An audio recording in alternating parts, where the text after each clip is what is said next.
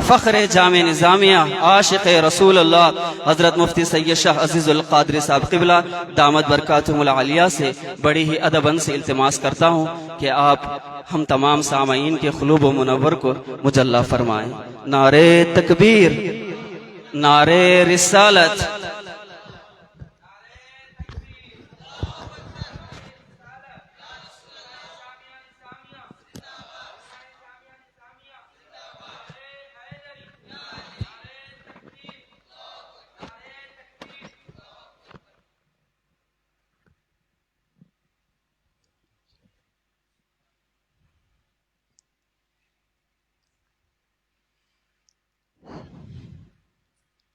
जी, अस्सलामु अलैकुम वरहमतुल्लाहि वबरकातुह।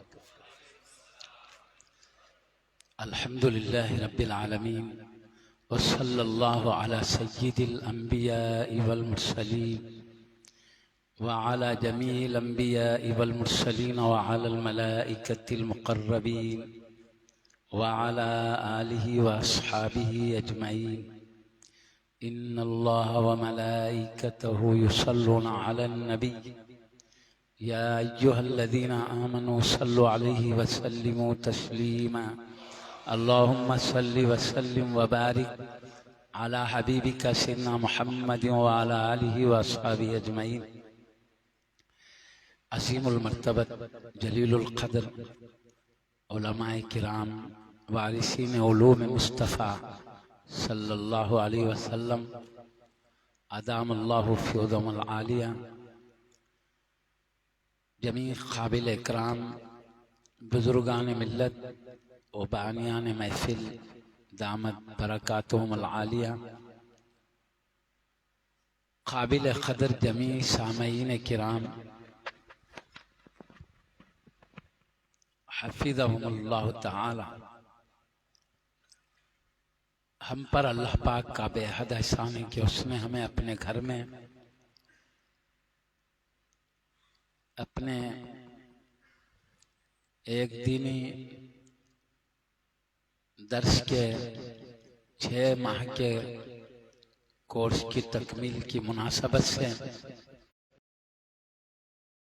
मौके से फ़ायदा उठाकर अपने पाक परवरदिगार के कलाम शरीफ को तजवीज़ से पढ़ने की सआदत हासिल की है और उलूम शरीयत से मालामाल हुए हैं। उस मुनासबत से ये नूरानी महफिल रखी गई है जो कि शाबानुल मुअज़्ज़म हज़रत सैयदना इमाम आज़म अबू हनीफा रज़ी अल्लाह तआला अन्हु के विसाल शरीफ का भी महीना है। इसकी 2 तारीख को हज़रत सैयदना इमाम आज़म अबू हनीफा रज़ियल्लाहु अन्हु का विसाल शरीफ हुआ है। इस मौके पर इन बासफ़ा उलमाए किराम ने बानिए अहले सुन्नत तंजीम अहले सुन्नत जो यहाँ चल रही है उनके काबिल इकराम जिम्मेदार उलमा और बुजुर्गों ने ये नूरानी महफिल मुनक़िद किए हैं। मैं इन पाकीज़ा हस्तियों के हुक्म की बजावरी के लिए और सआदतमंदी के हुसूल के लिए हज़रत सैयदना इमाम आज़म अबू हनीफा रज़ियल्लाहु तआला अन्हु का कुछ ज़िक्र शरीफ अर्ज़ करके अपनी बात को समेट लेता हूँ। हज़रत सैयदना इमाम शाफ़ी रज़ियल्लाहु तआला अन्हु सैयदना इमाम आज़म रज़ियल्लाहु अन्हु की शान बयान करते हुए फरमाते हैं, अईद ज़िक्र नुअमानी लना अन्ना ज़िक्रहु मिस्कुन इज़ा कर्ररतहु यतज़व्वहु। इमाम शाफ़ी रज़ियल्लाहु अन्हु फरमाते हैं कि सैयदना इमाम आज़म अबू हनीफा नोमान इब्न साबित नाम है हज़रत का, नोमान इब्न साबित रज़ियल्लाहु अन्हु का जिक्र बार बार करो क्योंकि वो मुश्क की तरह है, जितना जिक्र करते जाओगे खुशबू महकते रहेगी।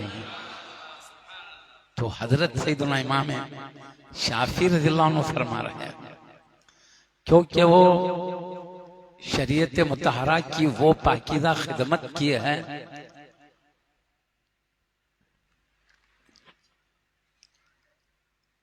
अपने आप को खुर्ब इलाही के आला मुकाम को पहुंचाने के अलावा उम्मत की रहनुमाई, उम्मत को जो नाजुक मौके पर जहां पर बहुत मुश्किलात से गुजरना पड़ता था, उन मुश्किलात से निकालकर बहुत बड़ी आसानियों की तरफ लाने में आपने बहुत बड़ा हिस्सा अदा फरमाया है। वो ये है कि कुरान पाक और हदीस शरीफा से मसाइल का समझना हर एक के बस की बात नहीं है कि कौन सी इबादत में कौन से फराइज हैं, कौन से वाजिबात हैं, कौन से मुस्तहब्बात हैं, कौन सी सुन्नतें हैं, ये सब समझना हर एक की बस की बात नहीं। मसाइल में कौन सी चीज हराम है, कौन सी हलाल है, कौन सी जायज है, कौन सी नाजायज है, ज़कात कितने माल पर फर्ज होती है, फिर ज़कात कितनी है, ये तमाम चीजें हर एक कुरान और हदीस से नहीं निकाल सकते थे। हजरत सैयदना इमाम आजम अबू हनीफा रज़ियल्लाहु अन्हु ने उम्मत की आसानी के लिए इन मसाइल को निकालकर इन पर अमल करना आसान कर दिया है। तो मुअज़्ज़ज़ सामने किराम, इन मसाइल को निकालने के लिए इल्म की जरूरत है। इस तमाम मसाइल का जो मंबा है वो कुरान करीम, अहादीस शरीफा है। तो इससे मसाइल निकालने पहले इनका इल्म जरूरी है। इसलिए सैयदना इमाम आजम अबू हनीफा रज़ियल्लाहु अन्हु कुरान पाक के साथ अहादीस के आला इल्म के मर्तबे पर फाइज थे। आप हदीस शरीफ के इल्म में इंतहाई ऊंचे मुकाम पर फाइज थे। हदीस में हजरत इमाम बुखारी रज़ियल्लाहु अन्हु के उस्तादों के उस्ताद भी इमाम आजम रज़ियल्लाहु के शागिर्द होते थे। ईशान इमाम आजम अबू हनीफा रज़ियल्लाहु अन्हु को हासिल है। और इमाम आजम अबू हनीफा रज़ियल्लाहु अन्हु के इल्म में हदीस, इल्म कुरान को हासिल करने में एक बात पेश आई। अब बहुत बड़े ताजिर भी थे, लेकिन एक दिन एक शख्सियत ने आपसे एक मसला दरियाफ्त किया। तो आप उस मसले में कुछ हैरान हुए। तो आपको जज्बा हुआ कि क्यों ना मैं इल्म में महारत हासिल करके कौम की खिदमत कर सकूं। तो ये एक शख्सियत का सवाल एक मसले के बारे में आपको इल्म दीन हासिल करने की तरफ उभारा। आपने कुरान करीम हदीस के इल्म में कोशिश की है और अल्लाह ने इल्म के साथ आला दर्जे की फहम भी आपको अता फरमाया। हदीस से उसके मतलब को समझना कोई आसान मसला नहीं है। इसलिए तो हम देखते हैं कुरान और हदीस ही से मसाइल है, मगर एक इमाम एक बात बताते हैं, दूसरे इमाम दूसरा मसला बताते हैं, तीसरा इमाम तीसरा मसला बताते हैं। वजह क्या है? वो एक दरिया है। इसलिए उसके अंदर गहराई में जाकर मसाइल निकालना, ये बहुत बड़े इल्म की भी जरूरत है, बड़े फाहम की भी जरूरत है। इसलिए सैयदना इमाम आजम अबू हनीफा रज़ियल्लाहु अन्हु आप इल्म में आला मुकाम पाने के साथ फहम में भी आला मुकाम रखते थे। इसकी वजह से आप आसानी से मसाइल इस्तेमाल किए। लेकिन खास बात यह है कि लोगों ने आपको बदनाम किया। वो क्या? आप शरीयत मुतहरा का कोई इल्म जानते नहीं, अहादीस शरीफा से भी आप ज्यादा वाकिफ नहीं है। बल्कि मुअर्रिख अल्लामा इब्ने खल्दून रहमतुल्लाह अलैह ने लिखा है, जिसका वो अरबी में लिखा उन्होंने उर्दू में मतलब अर्ज कर दे रहा हूं। इमाम आजम अबू हनीफा रज़ियल्लाहु अन्हु के बारे में कहा जाता है कि आप सिर्फ 17 हदीस जानते थे। इमाम आजम अबू हनीफा रज़ियल्लाहु अन्हु के बारे में ये लोगों ने मशहूर कर दिया, आप हदीस का इल्म नहीं रखते, सिर्फ 17 हदीस जानते हैं। और ये जो मसाइल निकाले हैं जितने भी, वो बस क़यास व अक़ल से निकाले हैं, हदीस से उसका कोई ताल्लुक नहीं। इस तरह आपको बदनाम किया गया। ये बदनाम करने वाले कौन थे? आपकी इल्मी जलालत व अज़मत से हसद करने वाले लोग थे। चुनांचे बड़े बड़े उलमा ने, मुहद्दिसीन ने यही बात फरमाई, हसद करके या आपके ताल्लुक से ये बात उड़ाए। उनमें 2 तबके हो गए। हासिदीन ने बदनाम करने के लिए ये बात उड़ाई, और जो लोग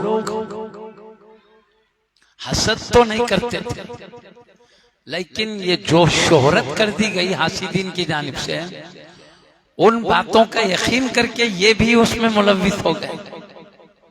वो कहने लगे इमाम आज़म अबू हनीफा रज़ियल्लाहु अन्हु के बारे में, वो भी तनकीद यही करने लगे कि आप हदीस से कोई ताल्लुक नहीं है मसाइल में, सब अक़ल से क़यास से निकाल कर फैला रहे हैं। तो हासिदीन ने फैलाया एक बात, और इल्म वालों ने उसको सही समझा, मुत्तकी लोगों ने भी सही समझा, बड़े बड़े अइम्मा ने भी सही समझा। सही समझ के वो भी इमाम आज़म रज़ियल्लाहु अन्हु पे तनकीद करने लग गए। तो ये हजरात तो इनका मकसद हासिदीन की तरह तो नहीं था, मगर हासिदीन जो फैलाए थे उन बात पे भरोसा कर लिया, भरोसा कर लिया, यकीन कर लिया, क्योंकि बहुत शोहरत कर दिया था। इमाम आज़म हदीस तो नहीं जानते, ये सारे मसाइल अपने अक़ल से निकाल रहे हैं। तो मुअज़्ज़ज़ सामने किराम, हमारे उलमा किराम बताते हैं कि आपके खिलाफ छोटी बात फैलाई गई, सिर्फ बदनाम करने के लिए ये काम था हासिदीन का। और नेक बंदे भी आपकी तनकीद करने लगे ये फैलाई हुई बातों को यकीन करके, हालांकि ये बात सही नहीं थी। इन लोगों ने, बड़े बड़े बुजुर्गों ने सही समझा, उसको सही समझ के वो भी तनकीद करने लगे। तो मैं आपको इस ताल्लुक से, जो बड़े लोगों में भी गलत फहमी फैला दी गई, उसके ताल्लुक से मैं आपको एक बड़े बुजुर्ग का इरशाद बयान करता हूं। सय्यदी अब्दुल वहाब शअरानी रज़ियल्लाहु ताला अपनी किताब शरीयतुल कुबरा में एक बयान नकल करते हैं। क्या?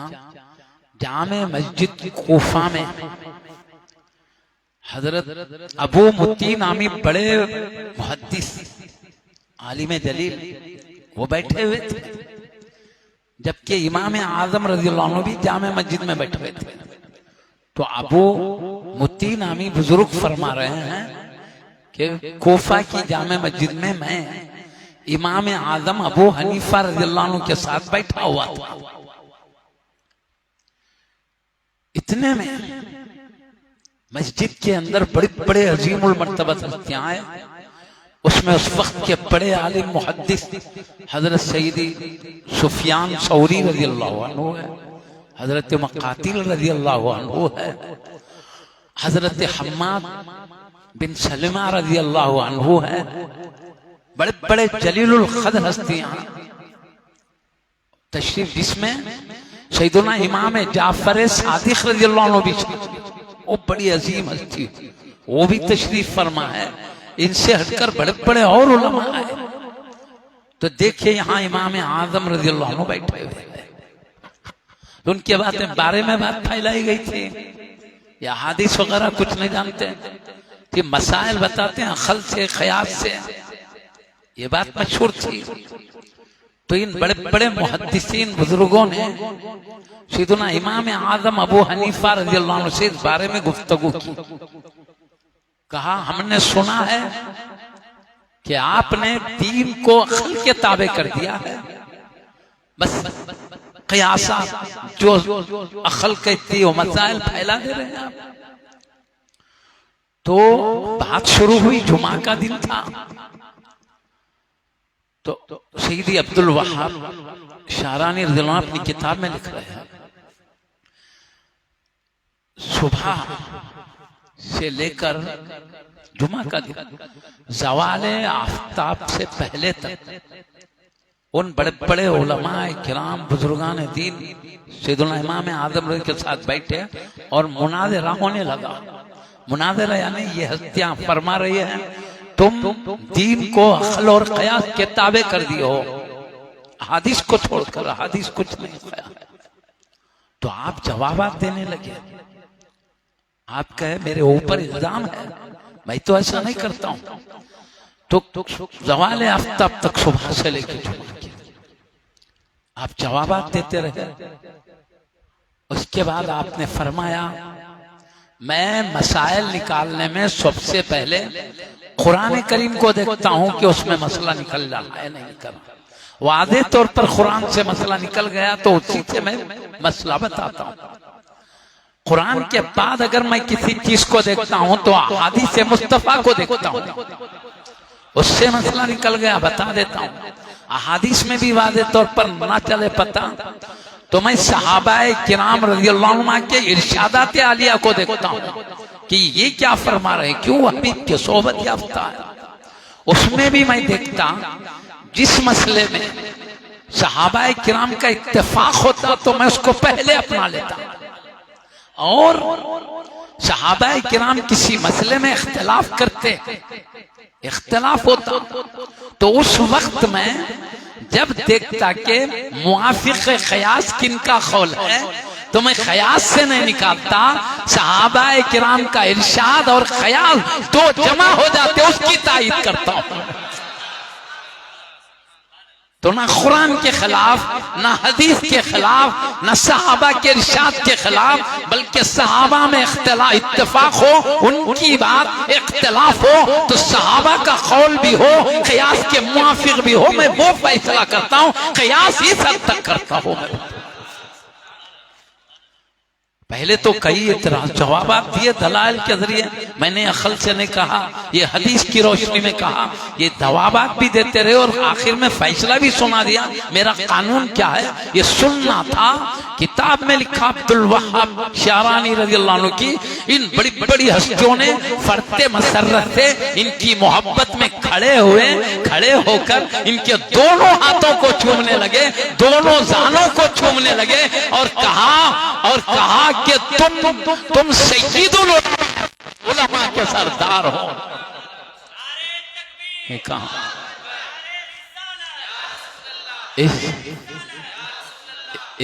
इसके बाद कहा तुमको लोगों ने बदनाम किया तोहमत लगाकर, हम इनकी बातों में आकर तुम्हारे ताल्लुक से जो ऐब किए थे हम तुमसे माज़िरत चाहते हैं। तो इमाम आज़म रज़ियल्लाहु अन्हु ने फरमाया गफ़रल्लाहु लना व लकुम जमीअन, अल्लाह हम सब की मग़फ़िरत फरमा दे। ऐसे जलीलुल क़द्र मुहद्दिसीन आपसे कलाम सुनने के बाद इस बात को बयान करते हैं इमाम आज़म रज़ियल्लाहु अन्हु हक़ पर है, इनको बदनाम करने वाले झूठे हैं। अब बाज लोगों को यह भी धोखा हुआ, हजरत सुफियान सौरी रज़ियल्लाहु अन्हु आपका है बयान करते थे, एक मर्तबा मिले हो अज़मतें बयान करने लगे, अज़मतें खूबियां बयान करने लगे इमाम आज़म अबू हनीफा उनके इल्मी जलालत को, हदीस में उनके ऊंचे मुकाम को बयान करने लगे। तो लोगों ने कहा ये दोहरा मामला कर रहे हैं, पीछे ऐबा बयान कर रहे हैं, सामने तारीफ करें बल्कि मशहूर करें। बात वैसी नहीं थी। ये सुफियान सौरी बहुत बड़े दर्जे के मुहद्दिस, आला दर्जे के वली कामिल है, इन्होंने ऐसा नहीं किया पीछे ऐब निकाल रहे हैं सामने तारीफ कर रहे हैं, बल्कि शान ये थी पहले गलत फहमी थी तब ऐब बयान किए, जब गलत फहमी दूर हो गई, जब से अजमतें बयान करने लग गए। ये अजमत बयान करना गलत फहमी के दूर होने के बाद है, क्योंकि जामे मस्जिद कूफा में बैठकर जो इमाम आजम रज़ियल्लाहु अन्हु ने प्यारे बातें फरमाया, उसके बाद वो गलत फहमी चले गई। जबकि बात तारीफ किया है और जो है पता है पहले का था, तो उलमा ने जवाब दिया ये बड़ी हस्ती लोगों के हासिदीन के बातों में आकर जो कहते थे वो अलग था। अब गलत फहमी दूर हुई, आपके बाप कभी भी ऐब नहीं बयान किया, हमेशा अज़मतें बयान करते रहे। तो इस तरह सैयदुना इमाम आज़म अबू हनीफा रज़ियल्लाहु अन्हु की वक्त के जलीलुल क़द्र हस्तियों ने, जिसमें हबीब पाक के लाडले नवासे सैयदुना इमाम जाफर सादिक रज़ियल्लाहु अन्हु की ज़ात बाबरकत भी है। पहले तो कहने लगे तुम मेरे नाना जान के दीन को अकल के ताबे कर दिए हो, लेकिन आपके पाकीज़ा इरशादात को सुने तो कहा तुम मेरे नाना जान के दीन को खिदमत में लगे हुए साबित कदम रहो, इनकी परवाह मत करो बदनाम करने वालों की। सुनिए, अब मैं आपसे अर्ज करता हूं, इब्ने खुल्दून जो मुअर्रिख हैं बहुत बड़े, उनके बारे में मुहद्दिसीन ने क्या फरमाया। पहले तो उनका इरशाद है ज़ईफ कौल के साथ। ये कहा जाता है कि, कहने वाले का नाम नहीं, कहा जाता है जब बोलते हैं कौल कमजोर है, तो आपका इरशाद खुद बता रहा है ये कौल कमजोर है। जो कहते हैं 17 हदीस ही जानते हैं, कमजोर कौल है, ज़ईफ है। दूसरी बात, थोड़ी देर के लिए मान लो उन्होंने ज़ईफ कौल भी नकल किया, वो तो है ज़ईफ। ज़ईफ कौल को बताने के लिए युखालू कहा जाता है, फुला ने कहा नहीं, कहा जाता है।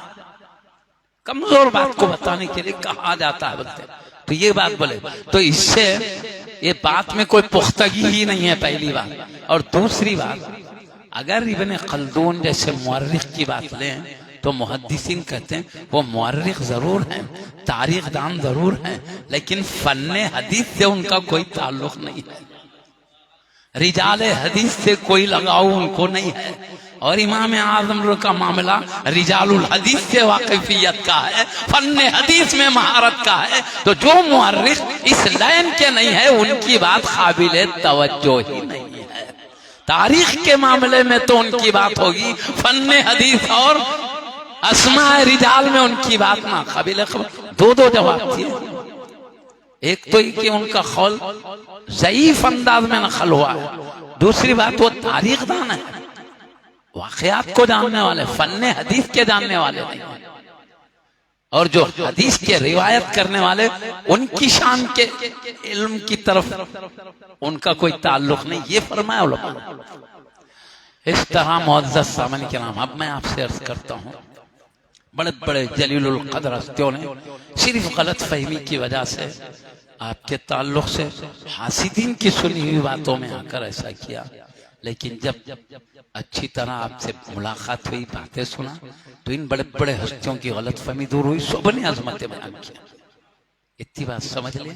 अब मैं आपसे अर्ज कर रहा हूँ, हजरत सैयदुना इमाम आज़म अबू हनीफा रज़ियल्लाहु अन्हु के बारे में मुहद्दिसीन ने फरमाया, आप जिन असातिज़ा किराम से, जिन मुहद्दिसीन से हदीस लिए हैं, वो असातिज़ा 4000 हैं।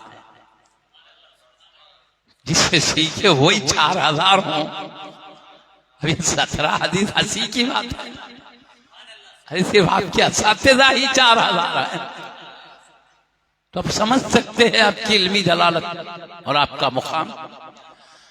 और आपसे डायरेक्ट हदीस की सुनने वाले इमाम आज़म अपने ऊपर ताबई, फिर सहाबी तक जो सनद ले जाते हैं, वो ले जाकर जो बयान करते हैं, उसको लिखने वाले मसानिद यानी इमाम आज़म अबू हनीफा से मरवी रिवायात, तो एक नहीं, दो नहीं, जुमला 15 मुहद्दिसीन ने मसानिद लिखे इमाम आज़म के।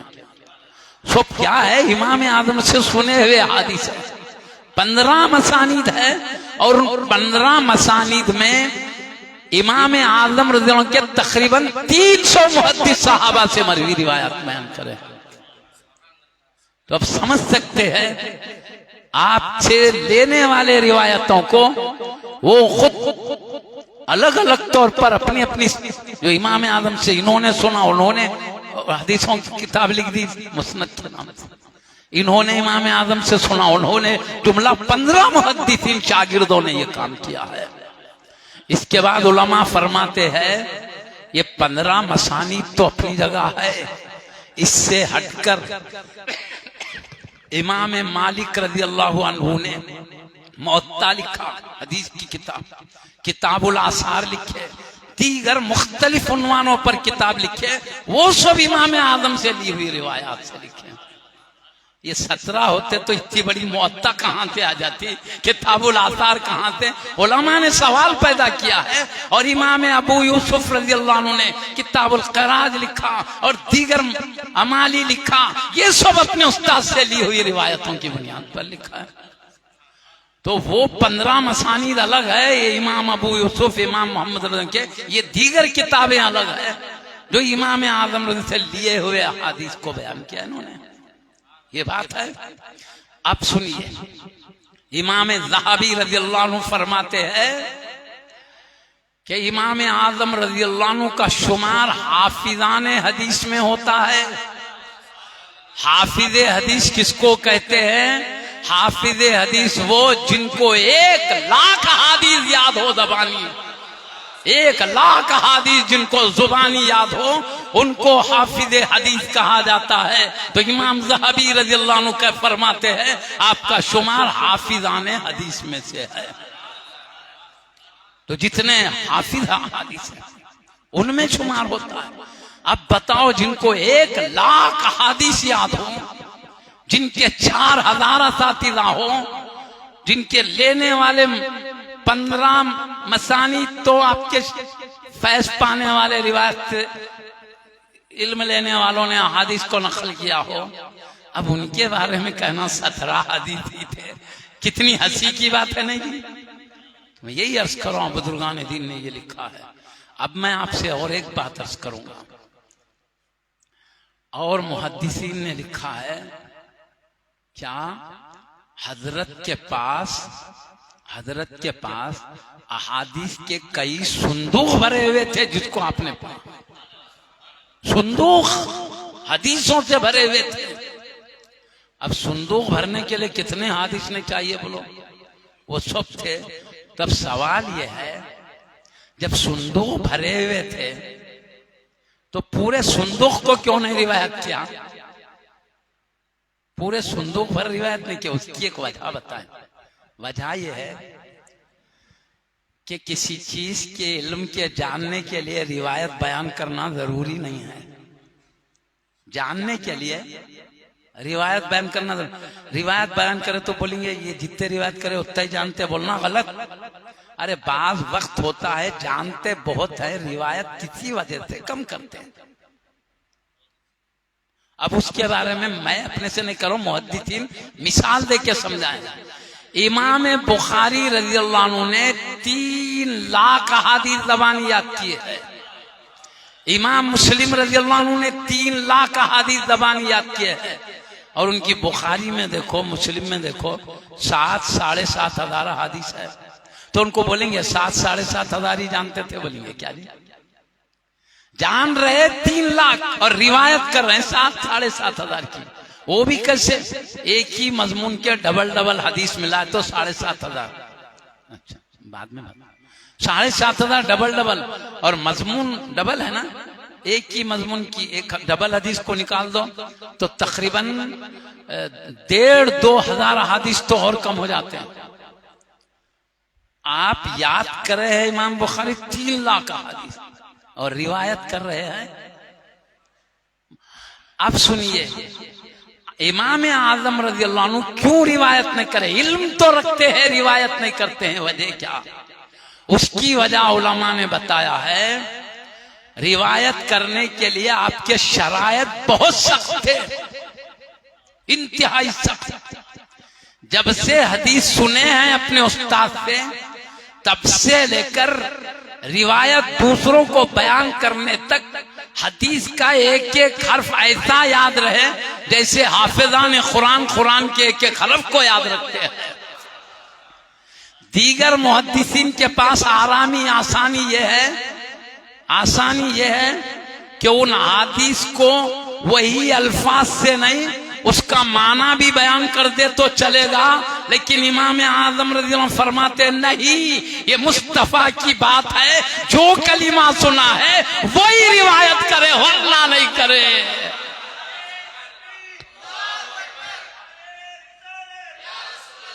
इसलिए आपकी शरायत बहुत सख्त थी, इल्म है लेकिन रिवायत के लिए हूबहू वही एक एक कलमा याद हो, एक हर्फ और एक जेर ज़बर में फर्क ना हो जाए, और दीगर शरायत है इसलिए रिवायत कम हुए हैं। समझ गए? इल्म तो दरिया का बह रहा है। और मैं एक बात बोलूं, इमाम आजम रज़ियल्लाहु अन्हु को जितना इल्म आया है, बड़े बड़े मुहद्दिसीन बाद वाले जो इल्म पाए हैं उसमें का बाद हिस्सा है। वजह बोलूं उसकी, इमाम आजम रज़ियल्लाहु अन्हु को जो हदीस मिली है डायरेक्ट सहाबा या ताबईन से मिली है। आप ताबई हैं तो आप सहाबी से सुने हैं या फिर ताबईन से सुने। अब ये जमाना क्या था सहाबा ताबईन का? आपकी विलादत बासआदत कब हुई? आपका जमाना कौन सा है? सहाबा किराम रज़ियल्लाहु अन्हुम के खत्म होने का दौर है और ताबईन के शुरू होने का दौर है।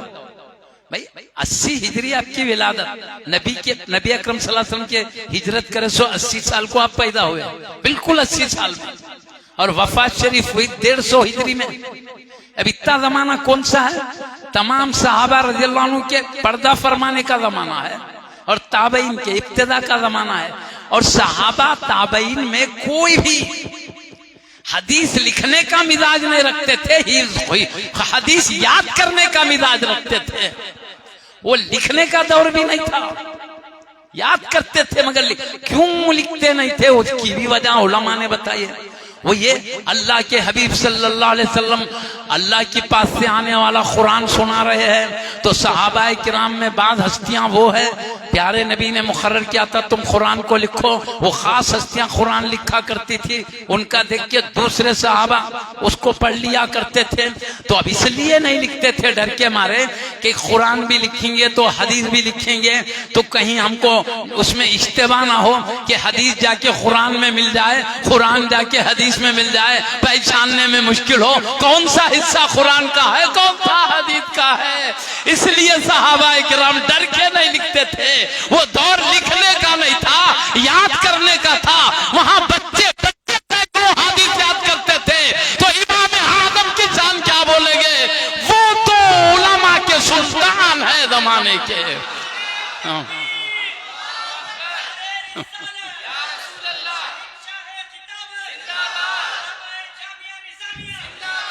तो उस दौर से आपने काम लिया, लिखने का मामला नहीं किया, याद करने का मामला किया है। तो इसलिए हम कहते हैं जो आपको याद था बहुत कुछ था। और एक बोले जमाना बढ़ गया तो क्या हुआ? इमाम आजम ने चंद हस्तियों से बहुत कुछ सुना, अब बाद वालों ने उसको कई लोगों से सुना। अब सुनो, रावी बदल जाते हैं तो एक अलग हदीस समझी जाती है। इमाम आजम ने एक हदीस को एक ताबई से सुना, दोनों 100 लोगों को सुनाया। 100 लोग जब हदीस को बयान करेंगे अपनी अपनी सनद से तो वो 100 हदीस समझे जाएंगे। इमाम आजम को एक बन के जो आ रही हदीस, बाद वालों को वही एक हदीस 100 बन के जा रही है। रावियां बदलने से रावी बदल रही है, बाद वाले रिवायत करने वाले बहुत हैं तो हर रिवायत के लिहाज से एक हदीस हुई। और इमाम आजम रज़ियल्लाहु अन्हु उसी सैकड़ों हदीसों को एक से सुने, इनकी एक हदीस बन के मिली तो वही एक हदीस दूसरों को 100 बन के मिल रहे हैं। इस तरह भी रिवायतें कम है मगर इल्म ज्यादा है इमाम आजम। और दूसरी बात ये भी बता दो, मैं अहादीस में बज़ाहिर टकराव, बज़ाहिर जाहिर में असल में नहीं रहता। जाहिर में बोले तो क्या होता है, एक में हकीकी माना होते, एक में मजाजी माना होते। हकीकी माना, मजाजी माना, तो मजाज बोले तो कभी बोलते एक लफ्ज मुराद एक लेते। तो अभी हदीस में एक जगह एक लफ्ज आया, दूसरी जगह उसके खिलाफ दिख रहा, तो बज़ाहिर टकराव दिखता, मगर एक जगह हकीकी माना रहते, एक जगह मजाजी माना रहते। और इससे हटकर एक हदीस नासिख रहती है, एक मनसूख रहती है। यानी प्यारे नबी ने ये किया बोल के एक सहाबी फरमा रहे, ये किया, और दूसरे सहाबी रिवायत कर रहे ये नहीं किया बोला। मतलब एक सहाबी रिवायत करे प्यारे नबी ने नमाज में रफ़ा यदैन किया, पहले रकात से हटकर रफ़ा यदैन रुकू में जाते आते भी किया है, रफ़ा यदैन किया। अब एक सहाबी करते हैं प्यारे नबी ने नहीं किया, तो मतलब एक हदीस उस जमाने की थी जब रफ़ा यदैन करते थे हबीब सल्लल्लाहु अलैहि वसल्लम, और जब नहीं करे थे बाद में आका ने अमल छोड़ दिया, तो पहले का अमल मनसूख हो गया, बाद का नासिख हो गया। एक मैं मिसाल दे रहा हूँ, इसमें एक अमल पहले का होता है, एक बाद का। पहला अमल छोड़ दे के फिर बाद में अलग अमल शुरू करते हैं। तो एक रावी बोले इन्होंने अमल किया, एक बोले नहीं किया। टकराव कभी क्या होता है, इन्होंने करे बोल रहे, उन्होंने नहीं करे बोल रहे।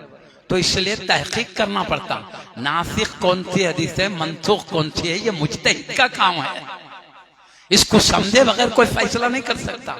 तो इमाम आज़म, कई इल्म की जरूरत है, उसमें मुख्तलिफ उलूम चाहिए कुरान हदीस से मसला समझने के लिए।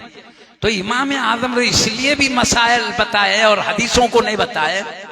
अगर हम हदीसों को बताएं तो बज़ाहिर टकराव है हदीसों में, लोगों को नहीं मालूम ये पहले की हदीस कौन थी, बात की कौन सी, हकीकी माना कौन सा, मजाजी माना कौन सा, नहीं मालूम। तो अब क्या करेंगे, लोग मनसूख हदीस पर अमल शुरू कर देंगे, या मजाजी माना हकीकत समझकर हकीकी माना ले लेंगे, या हकीकी माना इसको मजाज समझकर वो ले लेंगे।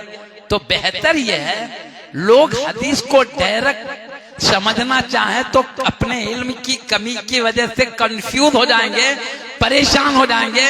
लिहाजा इनको परेशानी से बचाने के लिए बेहतर यह है इस वक्त हमको कुरान हदीस से क्या अमल करना साबित होता है वो बात बता दो, ताकि ये कंफ्यूजन खत्म हो जाए, आसानी से शरीयत पर अमल हो सके। इसलिए उससे क्या अमल करना है वो निकाल के बता दिया, अहादीस को नकल नहीं किया, ये वजह भी है। तो हदीस नहीं नकल करने में उम्मत की हिफाजत है। अब देखो ना जी, कुरान हदीस है सबके पास, कितने फिरके हैं इस्लाम में कलमा पढ़ने वाले, उन्हें एक बात बोल रहा, इन्हें एक बात हो रहा नहीं, और उसके पास भी देखो उन्हें कुरान से दलील दे रहा, इन्हें भी कुरान से दलील दे रहा, उन्हें भी। मतलब क्या है, कुरान बोल रहा सही है मगर समझने वालों का फेर है। उसी कुरान से वो समझ रहा है, ये समझ रहा, वो समझ रहा, इख्तिलाफ। इमाम आज़म बोले इन्हें ये समझते रहेगा, उन्हें वो, जितने सर उतने मजहब ना बन जाए। इस वक्त अल्लाह रसूल की क्या मुराद है, मुराद निकाल के बता दिया उन्होंने। इसी बताने का नाम फीका है, कयासात नहीं, कुरान हदीस के समझ कर बात बताने का नाम फीका है। तो आप वो हदीस जो जानते थे, इस वक्त हमको क्या अमल करना है वो बताया है उन्होंने। हदीस हम नकल नहीं करने थे, नहीं जानते नहीं थे क्या बात। अरे मुहद्दिसीन बोल रहे हैं संदूक भर के हदीस आपके पास मौजूद थे, सीखे आपके हाथ से लिखे हुए सीखे हुए हदीस जी, उधर छपे हुए खरीदे हुए नहीं, आप सुन के लिख लिए सो हदीस संदूक भर के। आप समझ रहे ना बात को, नहीं लिखे उन्होंने, बयान नहीं किया, मकसद था, नहीं जानते थे बोलना, ये बिल्कुल गलत है, यही उलमा ने बता। अब सुनिए, ख्यास आप कैसा करेंगे बोलो, मैंने बता दिया। ख्यास ये नहीं, वही उलमा में जो बोला ना, मस्जिद में बैठे हुए थे, यही बोले तुम शरीयत के अहकाम को कुरान हदीस से छोड़ के ख्यास करते, बल्कि यहाँ तक सख्त जुमला उसमें है किताब में, सबसे पहले ख्यास करने वाला शैतान है तक बोले। कई को बोले मालूम, शैतान को अल्लाह बोला आदम अलैहिस्सलाम को सजदा कर, सबको बोले फरिश्तों को अल्लाह ने कहा सजदा करो, तो सब सजदा करे, शैतान नहीं करा। तो शैतान से अल्लाह बोला मैं हुक्म दिया था सजदा करो आदम के लिए, ताज़ीमी इबादत का सजदा तो अल्लाह के सिवा किसका नहीं, ताज़ीमी सजदा। ताज़ीमी सजदा भी बड़ों के लिए पहले जायज था, प्यारे नबी बोले मेरी शरीयत में ताज़ीमी सजदा भी ना जायज, एक अलग बात है। लेकिन वो ताज़ीमी सजदा करो, बोले पूरे फरिश्ते करें, इन नहीं करा तो अल्लाह पूछा क्यों नहीं करा रे मलोन, बोले तो क्या बोला, तो आदम अलैहिस्सलाम को मिट्टी से पैदा करा, मेरे को आग से पैदा करा। बोला मिट्टी कसीफ होती है, आग लतीफ होती है। लतीफ बोले तो देखो ये उड़ते रहते हैं आग के शोले, इधर से हाथ डालो उधर निकल जाता, मिट्टी के पुतले में यहाँ डालो यहीं रुक जाता, उधर निकलता क्या। तो उन्हें क्या ख्यास करा, मैं आग ओम से बनाऊं, लतीफ हूं मैं, इन्हों कसीफ है, लतीफ का दर्जा कसीफ के दर्जे से बड़ा है बोल के ख्यास करा। तो क्या बोला उन्हें, मैं बड़ा होके छोटों को कर रहा हूं, उन्हों छोटे मेरे को करना चाहिए, ख्यास करा अकल से। तो यहाँ तक इमाम आजम को बोल दिए थे वो बुजुर्गान दिन, सबसे पहले ख्यास करने वाला शैतान है बोले। तो हजरत ने बताया या सय्यदी मैं ख्यास नहीं करा, जब भी मसला निकाला कुरान से, वहां नहीं दिखा तो हदीस से, वहां नहीं दिखा तो सहाबा के इजमा से, जो मुत्तफिक है वो फैसला सुनाया। अगर सहाबा में इख्तिलाफ है तो अक्ल के मुआफिक जो हो रहा उन सहाबा की तायद करा, ताकि सहाबा का इरशाद भी हो, अक्ल की मुआफकत भी हो जाए। ये करा बोले उन्होंने। और इन्होंने शैतान क्या किया था मालूम, रब के हुक्म की नाफरमानी के लिए ख्यास किया था, और इमाम आजम रब के इरशाद को समझाने ख्यास कर रहे हैं, और रब की मुखालफत में किया था, ये मुआफ़क़त में कर रहे हैं, ताकि रब का और हबीब का क्या फरमान है, क्या कहना चाहते हैं उम्मत अच्छी तरह समझ ले। तो ये इमाम आजम अबू हनीफा रज़ियल्लाहु अन्हु है। अब मैं आपको बताता हूँ, आपको ये इल्जाम लगाते हैं कि हदीस से नहीं अमल करते हैं आप, फिर अकल से करते हैं। मैं बताता हूँ, आप है सो अगर मुरसल हदीस भी है, मुरसल किसको बोलते मालूम, बीच में रावी ऐसी रिवायत करे, बीच में सहाबी का नाम गोल हो जाए। कैसा, एक ताबई अगर बोले या दूसरे हजरात बोले अल्लाह के नबी ने इरशाद फरमाया है, अब कौन तो भी ताबई नबी से सुनते क्या जी, तो मालूम वहां बीच में सहाबी छोड़ गए हैं। सहाबी सुनिए ना, जो साहब नबी को देखे नहीं सुनिए कैसा जी, नबी ने ये किया बोल के ताबई बोले, तो ताबई देखते क्या नबी का अमल, तो मालूम वहां सहाबी से सुने हैं, सुनकर बोल रहे नबी ने ऐसा किया।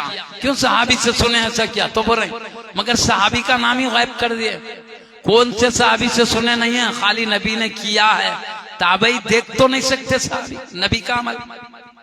प्यारे नबी ने फरमाया बोले तो ताबई सुनिए क्या फरमाया बोले, बीच में सहाबी नबी से सुने, सहाबी से ताबई सुने। नबी के ईमान के साथ देखने वाले को सहाबी बोलते, बचते के खातिमा भी ईमान पर हो, और ताबई बोलते जो सहाबी को ईमान की हालत में देखा हो और खातिमा भी ईमान पर हो। तो अब ताबई बोल रहे हैं प्यारे नबी ने फरमाया। अब पूरी इमाम बुखारी, ये कोई भी मुहद्दिस क्या करे, सनद ले जाके क्या करे, ताबईन तक पहुंचा के बोले ताबई ने कहा प्यारे नबी ने फरमाया, ताबई ने कहा प्यारे नबी ने किया। तो ऐसी हदीस को मुरसल कहते हैं। ऐसी हदीस को मुरसल किसे कहते हैं, जिसमें सहाबी का नाम निकल गया हो, हालांकि सहाबी के बगैर आगे बात बढ़ती ना, छूट गया हो।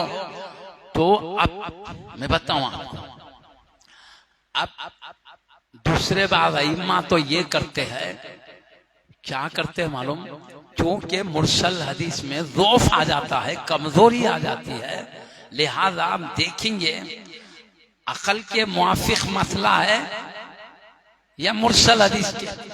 अगर मुरसल हदीस के मुआफिक है, अकल भी मान रही, मुरसल हदीस भी वही कह रही, तो अमल करेंगे। लेकिन मुरसल हदीस एक बात बता रही है, अकल कह रही उसके खिलाफ, तो हम अकल पर चलेंगे, क़ियास पर चलेंगे, क़ियास पर चलेंगे, मुरसल हदीस छोड़ देंगे, क्योंकि सहाबी का नाम छूटने से कमजोरी आ गई है उसमें, हम अमल नहीं करेंगे। लेकिन इमाम आज़म रज़ियल्लाहु अन्हु क़ियास कहता है ये होना चाहिए, मुरसल हदीस कहती है नहीं होना चाहिए, हम क़ियास को छोड़ देंगे। मुरसल हदीस कमजोरी भी आई है लेकिन हदीस पे अमल करेंगे।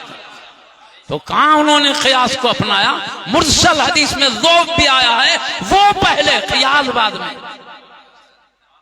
इसके साथ यही मुरसल हदीस की बात नहीं हो तो ज़ईफ नहीं होती, थोड़ी बहुत कमी आती है, मगर ज़ौफ़ नहीं होता, ज़ईफ नहीं बोलते उसको। लेकिन ज़ईफ हदीस किसको कहते हैं मालूम, जिसके रावी मुत्तकी ना हो, आदिल ना हो, ज़ुहद तकवा वाला ना हो, कोई एक रावी भी बीच में आ गया पूरी सनद में, सहाबी से लेके मुहद्दिस जो हदीस बयान करें उतनी सनद में एक शख्स ऐसा आ गया बीच में जिसमें तकवा नहीं है, अल्लाह का डर नहीं है, ज़ुहद नहीं है, ऐसा शख्स बीच में आ गया तो पूरी हदीस, चाहे ऊपर वाले नीचे वाले कितने भी मुत्तकी रहने दो, बीच में एक शख्स भी कमजोर यानी तकवा नहीं है, ऐसा शख्स आ गया, वो हदीस का नाम ज़ईफ रखते हैं। तब दीगर बात इमाम क्या करते हैं मालूम, क़ियास के मुआफिक एक बात है और ज़ईफ हदीस क़ियास के खिलाफ है, तो क्या करते हैं मालूम, हम क़ियास पर क्या करेंगे, हम क़ियास पर अमल करेंगे, क्योंकि ये क़ियास एक तायद करने वाली चीज है, अक़ल भी साथ देते हैं। हम क़ियास पर अमल करेंगे और हदीस को छोड़ देंगे क्योंकि वो ज़ईफ है, छोड़ देंगे। लेकिन इमाम आज़म ने कहते हदीस ज़ईफ भी रहने दो, क़ियास को छोड़ेंगे, हदीस पर अमल करेंगे, ज़ईफ भी है उस पर भी अमल करेंगे। समझ रहे हैं, उन्होंने कहा क़ियास को अपनाया, क़ियास के मुकाबिल में ज़ईफ हदीस आई उस पर भी अमल कर रहे हैं, मुरसल हदीस आई उस पर भी अमल कर रहे हैं। अब बताओ ऐसी हस्ती को क़ियास पर जो मुरसल हदीस को भी तरजीह दे रहे हो, ज़ईफ हदीस को भी नहीं छोड़ रहे हो, क़ियास कुछ भी बोलने दो, हदीस ज़ईफ ही सही, पहले ज़ईफ हदीस है बाद में क़ियास है। ये इमाम आज़म हदीस को ये मुकाम दे रहे हैं और उनको कह रहे हैं हदीस छोड़कर क़ियास पे चलते। कितनी मज़हब का, जब भी तो उन बड़े बड़े बुजुर्गों ने, मुखर्रबीन ने इमाम आज़म के इन दलाइल को देखकर तो मुतासिर हुए, कहा अब तक हम गलत फहमी में थे।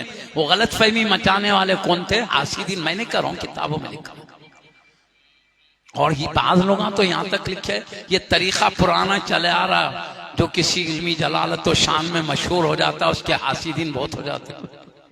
लिखिए लिखिए, ये तरीका पहले से चले आ रहा, वही तरीके पे लोगों ने इमाम आज़म के साथ शुरू किया, बोले ऐसा लिखिए जी।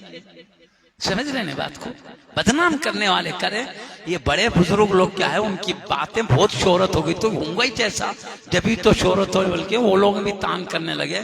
जब हकीकत मालूम हुई इमाम आज़म की, सब तारीफ करने लगे और कहा इन हासिदीन की परवाह मत करो, आप दीन की खिदमत में लगे रहो।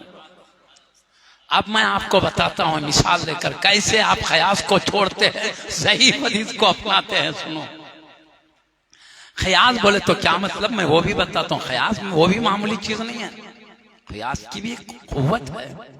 अब मैं बताता हूँ, नमाज में कोई खिलखिला के हंसा, जिसको बहुत जोरदार हंसी को ख़ैख़ा बोलते हैं, खाली मुस्कुराना और है, आवाज के साथ हंसना और है। प्यारे नबी और दीगर अंबिया मुस्कुराते थे, ख़ैख़ा नहीं करते थे।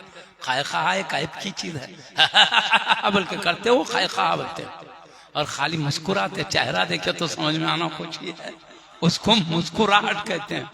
तो अंबिया इकराम रसूल इज़ाम मुस्कुराते थे। सुलेमान अलैहिस्सलाम एक चूंटी की बात सुन के, अभी आप 3 मील दूर हैं, तख्त पे बैठ के हवा को हुक्म दे तो तख्त को लेके उड़ रही हवा, ये सुलेमान अलैहिस्सलाम की शान है।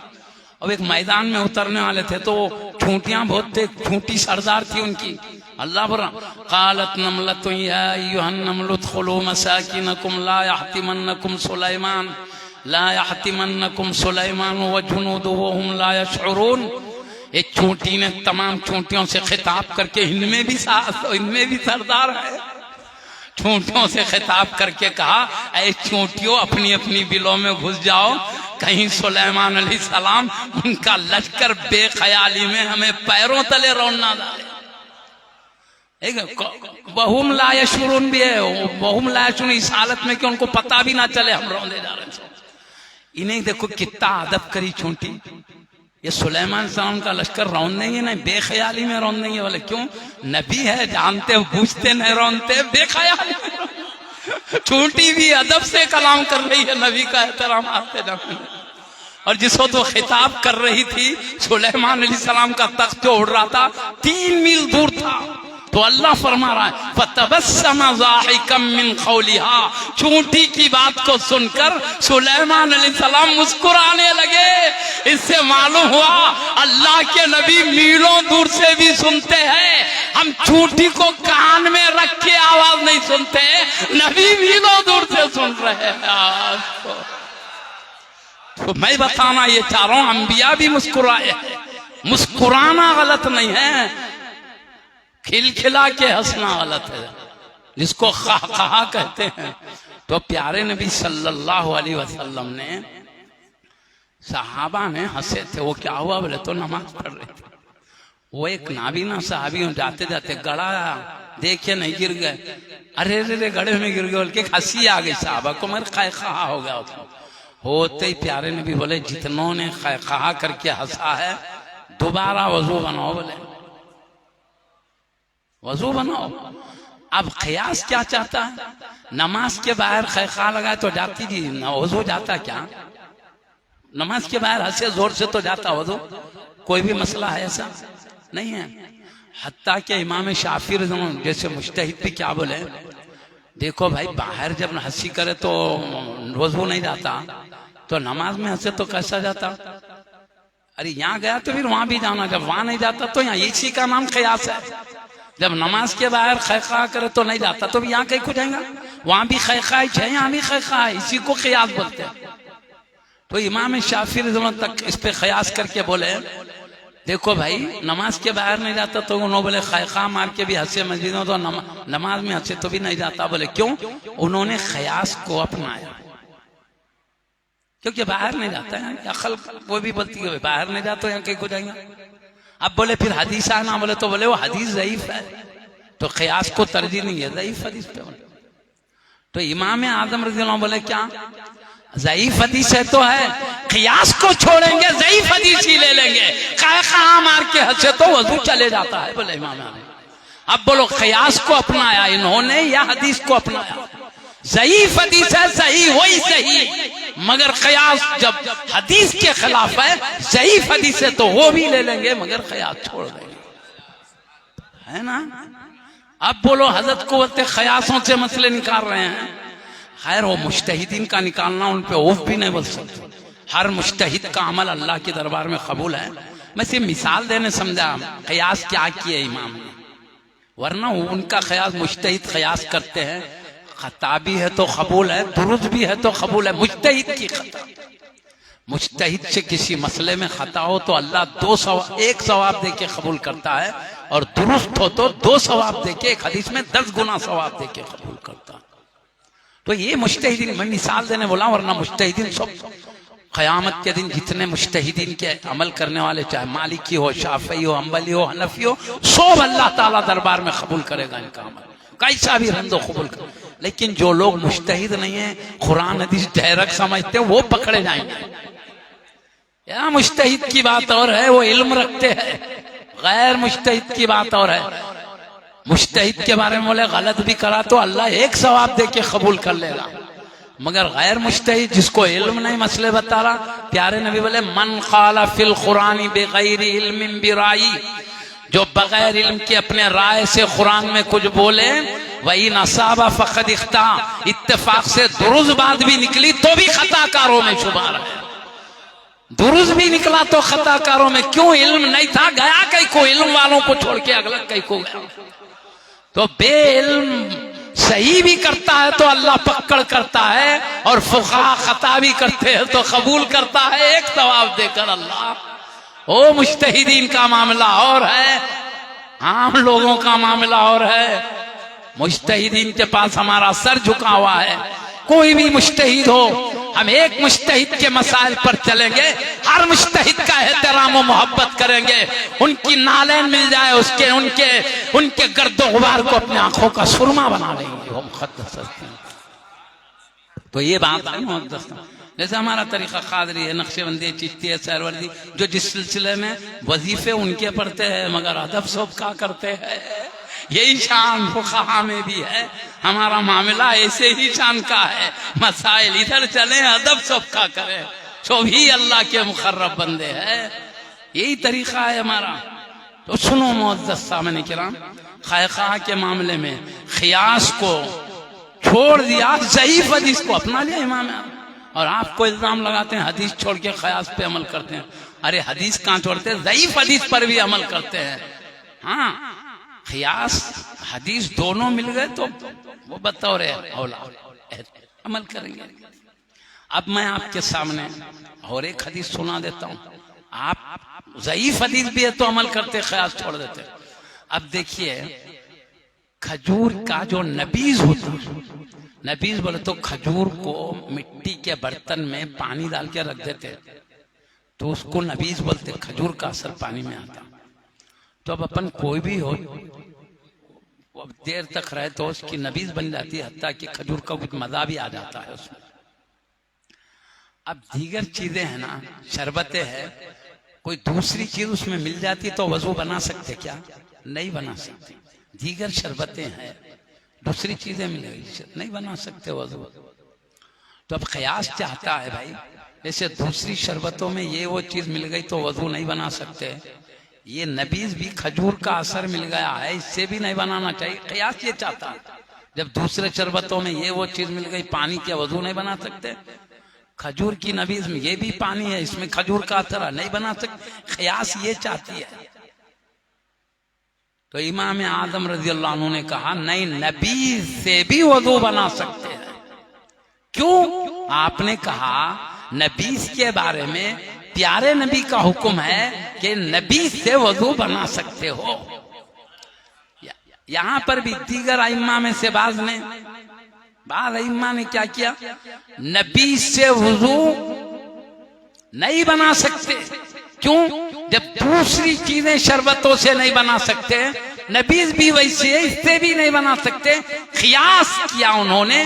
क़यास चाहता है कि जब दूसरी शरबतों से वजू नहीं है, नबीज से भी नहीं होना चाहिए।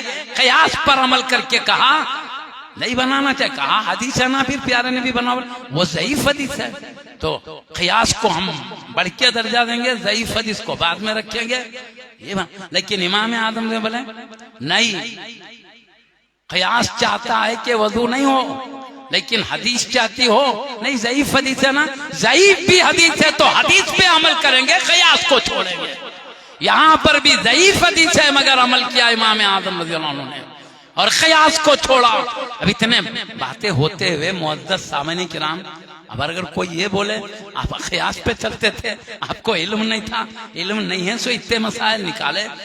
एक मुहद्दिस तो कहते हैं इमाम आदम रज़ियल्लाहु अन्हु ने कुरान और हदीस से मसाइल निकाले, वो 5 लाख मसाइल हैं। ये हो गया। और एक दूसरे मुहद्दिस क्या कहते हैं, और दूसरे मुहद्दिस क्या कहते हैं, इमाम आदम रज़ियल्लाहु अन्हु ने जितने मसाइल निकाले, अगर मुझसे पूछा जाए ये मसले की क्या दलील, वो मसले की क्या दलील, इमाम आज़म हर मसले पर मेरे पास हदीस मौजूद है, मैं हदीस निकाल के बता दूंगा मसले की ये हदीस है।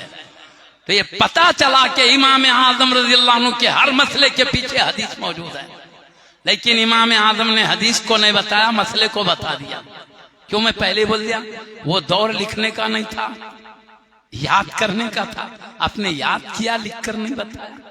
और दूसरी वजह में ये भी बताया, शुरा शर्त बहुत कड़े हैं आपके बताने के लिए, हूबहू लफ्ज होना जरूरी, मसले बताने में कोई लफ्ज की जरूरत नहीं।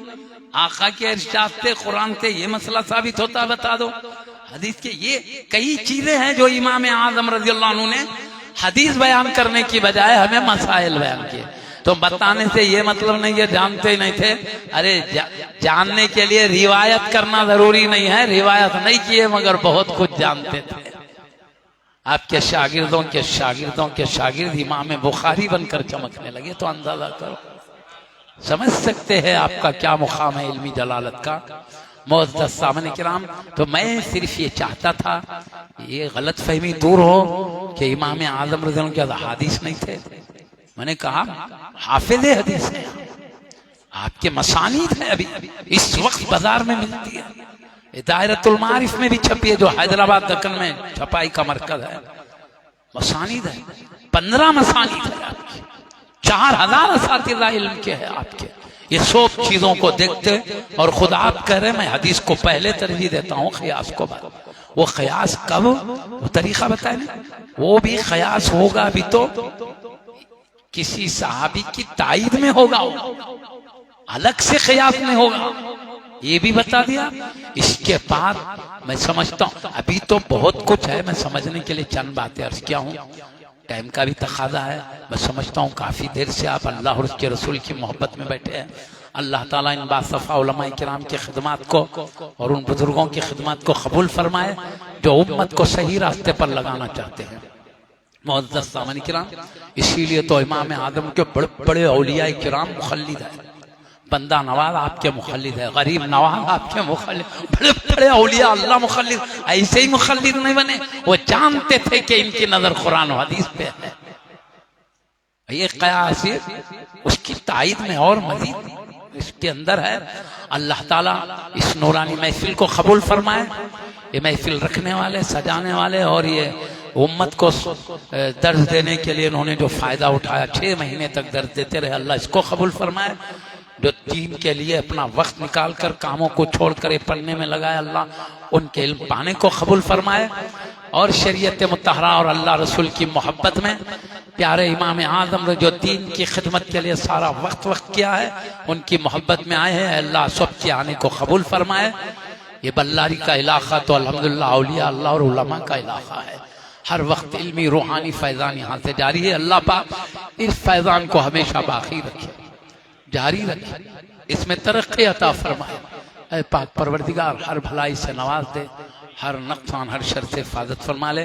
आमीन बिजाह हबीबी का सय्यिदुल मुरसलीन सल्लल्लाहु अलैहि व आलिहि व अस्हाबिहि अजमाइन बिरहमतिका या अरहमर राहिमीन वल्हम्दुलिल्लाहि रब्बिल आलमीन बिहक़्क़ि ला इलाहा इल्लल्लाह मुहम्मदुर रसूलुल्लाह।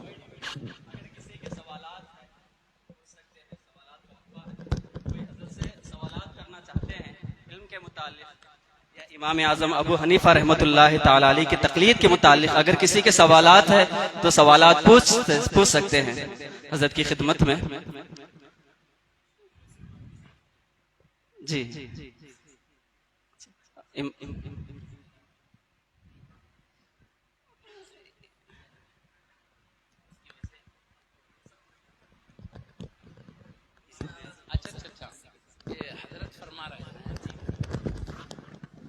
गौसे आदम रज़ी अल्लाह अन्हु ने तखलीद किनकी की है, इमाम आदम की या इमाम अहमद इब्न हम्बल रज़ी अल्लाह अन्हु की?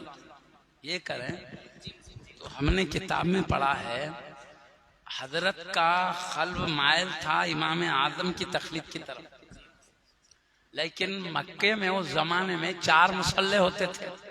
इधर इमाम आदम का मुसल्ला, इधर इमाम मालिक का, इधर शाफी, 4 है ना, 4 तरफ 4 नमाजें होते थे। वो हनफी नमाज, इधर शाफी नमाज, उधर मालिक की, इधर हम्बली।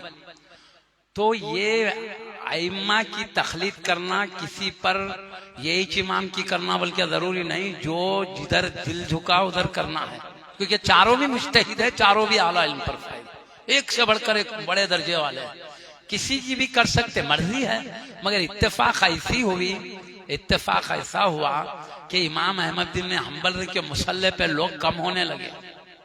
तो गौसे आजम ने देखा कि इमाम अहमद बिन हम्बल के मुसल्ले में लोग कम हो गए, तो आपने उनके मुसल्ले की बरकत के लिए तशरीफ ले जाके उनके मुखल्लिद हो गए। जब से आपकी तखलीद में कई लोग जमा हो गए, लाखों लोग, तो आपने चाहा इमाम अहमद इब्न हम्बल का भी मसलक खूब चमकता रहे। बस ये राज है, आपने चाहा। और कुछ है, कुछ है, देखो क्या है।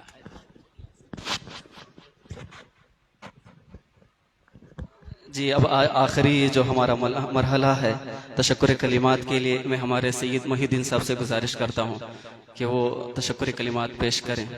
इसके बाद सलात व सलाम होगा और शीरनी का इंतज़ाम है, जाते हुए ज़रूर ब ज़रूर शीरनी लेकर जाएं। जनाब सैयद मोहिउद्दीन साहब तशरीफ़ लाएं।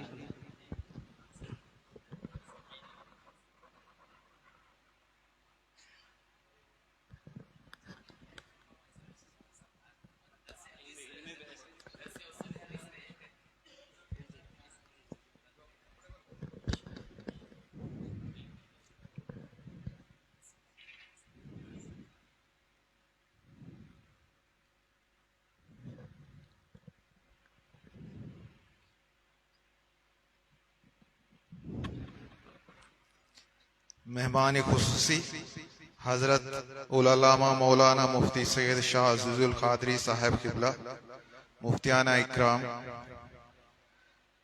हुफाज़